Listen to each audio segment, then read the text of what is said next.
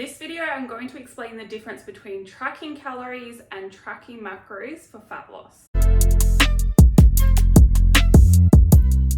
Hello, welcome back to my channel. My name is Jodie and I help you change your beliefs so you can change your body, your health, and your life. Now, when it comes to losing weight, tracking your calorie intake and making sure you are eating in a calorie deficit is actually one of the most accurate and easy ways to lose weight, because as long as you are in a calorie deficit, you don't really have to worry about what you're eating, or you don't have to second guess if you're eating too much or not enough. As long as you're hitting that calorie target, you will lose weight over time, given that the calorie deficit has been calculated correctly and you are consistently sticking to it. If you are overweight, you obviously want to lose weight, but you also want to make sure most of that weight loss is fat loss and not muscle loss. Now, if you are skinny fat, you don't really need to lose weight, but you do need to lose body fat.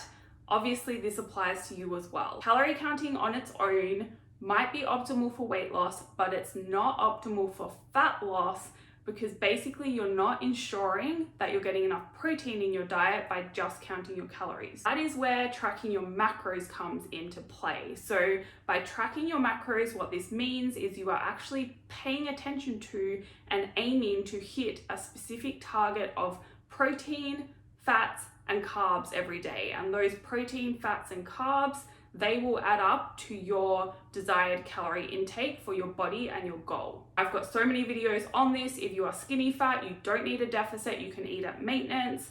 If you are overweight, then you do need to be making sure you're eating in a calorie deficit. But in both cases, you want to make sure you are paying attention to your protein intake and getting enough. Usually this means you are aiming for a protein amount in the range of 0.8 to 1.2 grams per pound of body weight. Keep it simple though. I would just start by aiming for 1 gram per pound of body weight, see if you hit that, and then you can adjust accordingly. Now, in both cases, the great thing about calorie counting and macro tracking is that it gives you awareness around how much you're eating and what you kind of need to change in your current diet in order to reach your goal. Macro tracking just takes things that step further by helping you become aware of how much protein you're eating.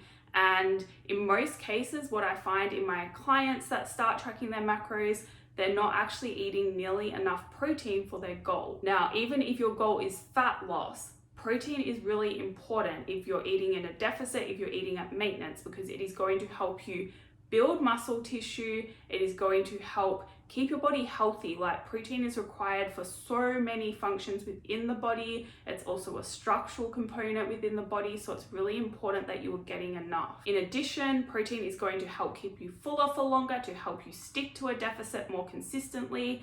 And it also has the highest thermic effect of food, which means it takes the most energy out of all the macronutrients, protein, carbs, and fats, takes the most energy to digest and absorb, which is good if your goal is fat loss. Now, when it comes to tracking macros, most of you don't actually really need to worry about your fat target and your carbohydrate target, as long as you are hitting kind of the minimum requirement of fat, which most people don't have any problem doing because fat is quite easy to get in your diet.